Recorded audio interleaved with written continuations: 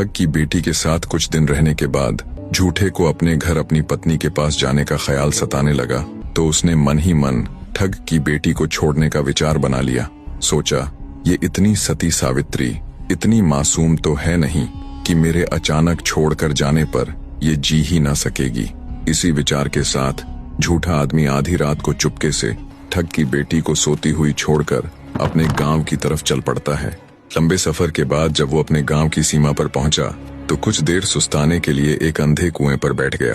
दोस्तों, गांव देहात में सूखे हुए कुएं अर्थात जिसमें पानी ना हो को अंधा कुआं बोल देते हैं।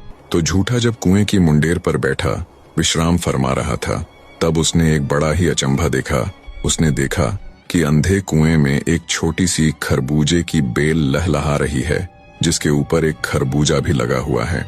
अचंभे की बात इसलिए थी क्योंकि उस समय जेठ का माह चल रहा था। जेठ अर्थात मई जून का महीना, जिन दिनों में भीषण गर्मी और तपा देने वाली गर्म हवाएं चलती हैं, जिसके कारण अच्छे खासे हरे भरे पेड़ तक सूख जाते हैं। ऐसे मौसम में वो हरी भरी खरबूजे की बेल किसी करिश्मे से कम नहीं थी। झूठा भारी ताज्जुब के साथ उस अंधे कुएं में उतरा और उस बेल को सूखे पत्तों आदि से ढक दिया और अपने गांव में प्रवेश कर गया। झूठे को वापस आया देख सभी गांव वाले एकत्रित हो गए और उन्होंने गांव के मुखिया अर्थात सरपंच को भी बुला लिया। सरपंच ने झूठे से पूछा, क्यों भाई चंद्र, कर आया गंगा स्नान और छोड़ आया अपनी झूठ बोलने की आदत को? तब झूठा बोला, जी सरपंच साहब, गंगा स्नान पश्चात मैंने अपनी झूठ बोलने की आदत को त्याग दिया। झूठे की बात सुन गांव वाले और सरपंच बड़े खुश हुए। बोले, वाह भाई, यूं तो बहुत बढ़िया काम किया तूने। फिर झूठा बोला, पर गांव आते हुए मैंने एक बहुत ही ताज्जुब भरी चीज देखी।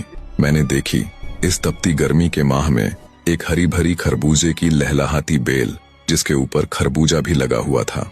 उसकी बात सुन गांव वालों ने अपना माथा पीट लिया। बोले, नहीं सरपंच जी, ये तो वैसा का वैसा ही है। इसकी झूठ बोलने की आदत तो ज्यों की त्यों है, कुत्ते की दुम टेढ़ी की टेढ़ी। भला इस मौसम में भी कभी खरबूजे की बेल देखी है?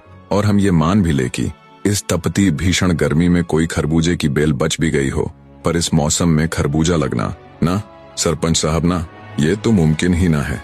तब झूठा बोला, अगर आपको मेरी बात पर यकीन ना हो तो मेरे साथ शर्त लगा लीजिए। झूठे की शर्त वाली बात सुन भीड़ में से एक गांववासी निकल कर आया। बोला, मैं तुम्हारे साथ शर्त लगाने को तैयार हूँ। जो भी जीतेगा वो हारे हुए के घर से कोई भी 3 मनचाही वस्तुएं ले लेगा। जिन वस्तुओं को वो हाथ लगाएगा वो उसी की हो जाएगी। अब झूठे को तो अपनी आंखों देखी पर विश्वास था, सो उसने उस गांववासी के साथ शर्त लगा ली, बने रहे